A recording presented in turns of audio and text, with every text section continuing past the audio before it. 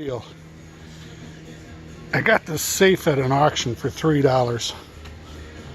I called over to find out how much it cost to crack it. They wanted $40. And it's not a good safe. And I can't even find a model number on it, so they said that could be a problem. So I decided I'm gonna crack the safe.